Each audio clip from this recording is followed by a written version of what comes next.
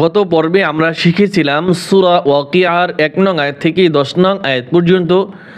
আজকে আপনাদেরকে শিখিয়ে দেব ১০ নং আয়াত থেকে ২০ নং আয়াত পর্যন্ত। আমরা প্রতিদিন মাগরিবের নামাজের পরে ১০টি করে আয়াতের ভিডিও দিতেছি। তো যারা পবিত্র কোরআনুল কারীম সহিহ শুদ্ধ করে শিখতে চান তারা চাইলে প্রতিদিন মাগরিবের নামাজের পরে আমাদের এই ক্লাসগুলি দেখতে পারেন। أعوذ بالله من الشيطان الرجيم بسم الله الرحمن الرحيم أولئك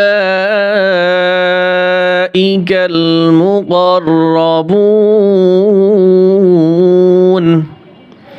উলা লামে খারা জবর ৪ আলিফ টান হবে। এখানে মদের হরকত রয়েছে। মদের হরকতের পরে যদি গোল হামজা থাকে তাহলে মধ্যে মুত্তাসিল হয়, ৪ আলিফ টেনে পড়তে হয়। এবং সংক্ষেপে বোঝার জন্য উপরে একটি বাঁকা চিহ্ন রয়েছে, তো আমরা এখানে ৪ আলিফ পরিমাণ টান দেব। উলাইকাল মুকররাবুন মুকররাবুন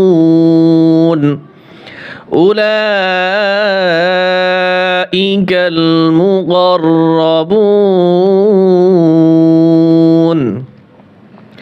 ফি জান্নাতিন নাঈম ফি জান্নাতিন নাঈম ফি জান্নাতিন নাঈম। ফি এক আলিফ টান হবে, জিম নুন জবর জান এক আলিফ গুণনা করতে হবে, নুনে খারা জবর এক আলিফ টান দিতে হবে। এই আবার তা নুনকে ধরছে, অজিব গুণনা হবে। নাঈম এই যেখানে মধ্যে আরজি ৩ আলিফ টান দিতে হবে। ফি জান্নাতিন নাঈম। সুল্লা ফা ফা হরফ নরম হবে জিহ্বার আগা উপরের দাঁতের সামনে দিয়ে। সুল্লাতুম মিনাল আউয়ালিন। সুল্লাতুম তা মিম ২ পেশ তুম। সুল্লাতুম মিনাল আউয়ালিন মিনাল আউয়ালিন। সুল্লাতুম মিনাল আউয়ালিন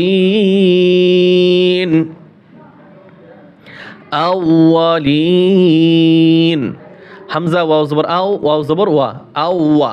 এইখানে যেন ভুল করে অনেকেই পড়ে আও, এই যে আও আমার হাসি আসে, এরকম হবে কেন? আউয়ালিন। ওয়াকালিলুম মিনাল আখিরিন। ওয়াকালি লাম ইয়াজের লি ওয়াকালিলুম মিনাল আখিরিন ওয়াকালিলুম মিনাল আখিরিন। আলা আলা আইন খারা জবর, আইন জবর আ, লাম খারা জবর লা।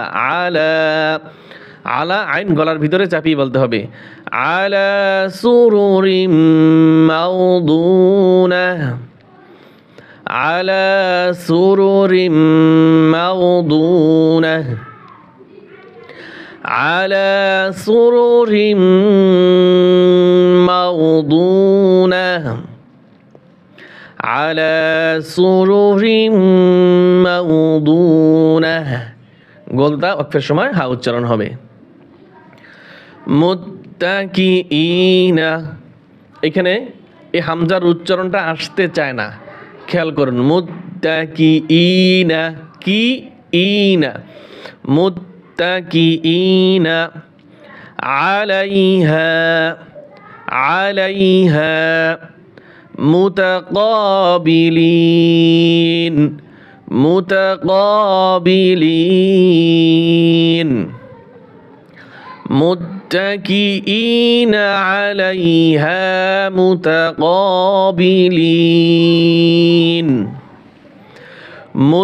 متكئين عليها متقابلين متكئين متكئين عليها متقابلين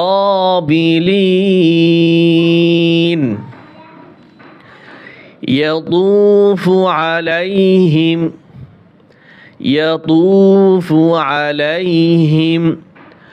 will ওয়াও লামজের will wildan mukhalladun wildan mukhalladun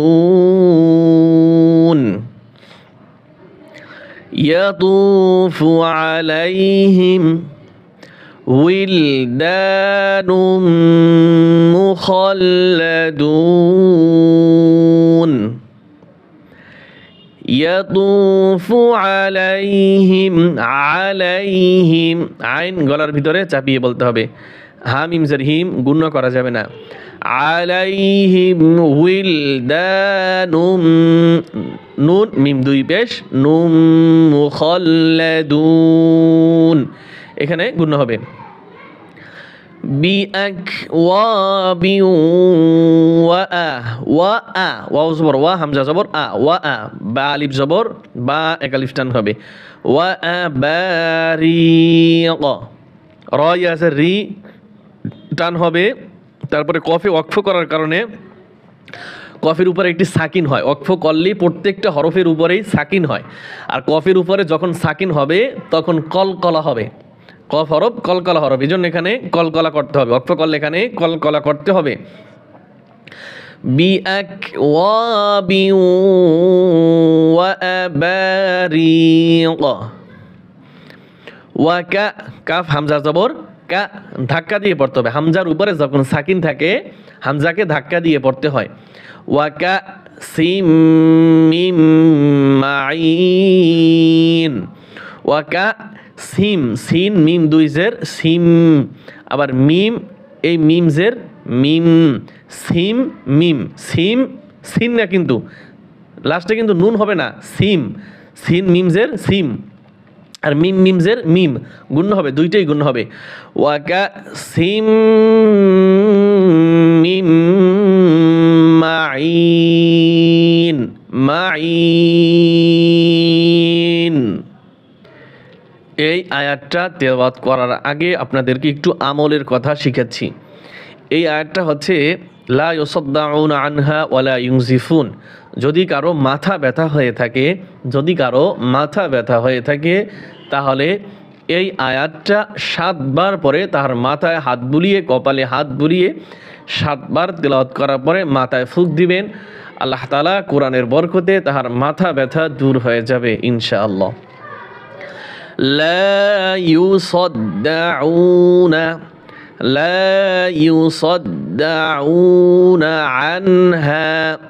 আনহা ولا ينزفون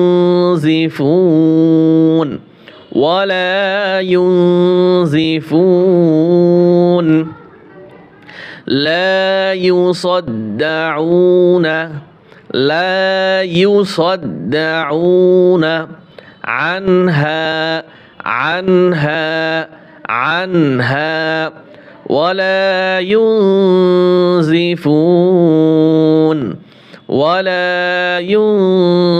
ينزفون لا يصدعون عنها ولا ينزفون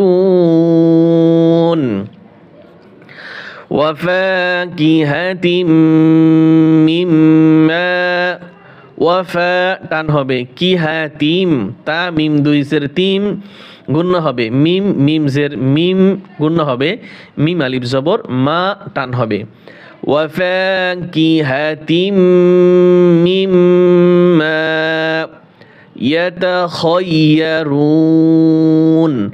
يتخيرون وفاكهة مما يتخيرون يتخيرون وفاكهة مما يتخيرون। আমাদের এই ক্লাসে ছিল 20 নং আয়াত পর্যন্ত। আমরা পরবর্তী ক্লাসে আবার এই 21 নং আয়াত থেকে 30 নং আয়াত পর্যন্ত আপনাদেরকে শেখাবো। আজকের মতো আমাদের ক্লাস এখানেই সমাপ্ত হলো। আল্লাহ হাফেজ।